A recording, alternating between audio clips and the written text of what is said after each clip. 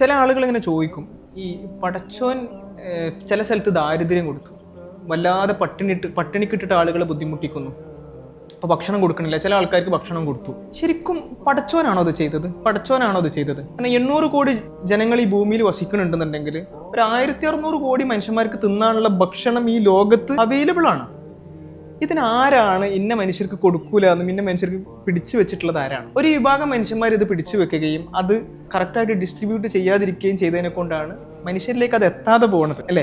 ഇപ്പൊ കല്യാണങ്ങൾ കഴിയുമ്പം ഭക്ഷണങ്ങൾ പല സ്ഥലത്തും കുഴി കുത്തി മൂടുന്നു. ഇത് പഠിച്ചോൻ പറഞ്ഞിട്ടാ. അപ്പൊ നമുക്കറിയാം, നമ്മളാണ് പലപ്പോഴായിട്ട് മറ്റു പലരുടെയും ഭക്ഷണത്തിനെ അപഹരിച്ചതും, നമ്മളാണത് മറ്റു പലർക്കും തടഞ്ഞു വെച്ചതും. കാരണം പഠിച്ചോൻ മനുഷ്യന്മാർക്ക് സമ്പത്ത് കൊടുക്കുമ്പോഴും നിങ്ങൾ സക്കാത്ത് കൊടുക്കണം എന്ന് പറയുന്നുണ്ട്, സമ്പത്ത് കൊടുക്കുമ്പോൾ നിങ്ങൾ സ്വതക്ക കൊടുക്കണം എന്ന് പറയുന്നുണ്ട്, നിങ്ങളുടെ എല്ലാ ധനം എന്നുള്ളത് പറഞ്ഞു തരുന്നുണ്ട്, നിങ്ങളത് മറ്റുള്ള ആളുകൾക്ക് വേണ്ടി ചെലവഴിക്കണം എന്ന് പറയുന്നുണ്ട്. ഇതൊന്നും കേൾക്കാതെ കുറച്ച് ആളുകൾ പിടിച്ചു വെച്ചതിനെ പടച്ചോൻ കൊടുത്തതായിട്ട് കണക്കാക്കേണ്ടതുണ്ടോ?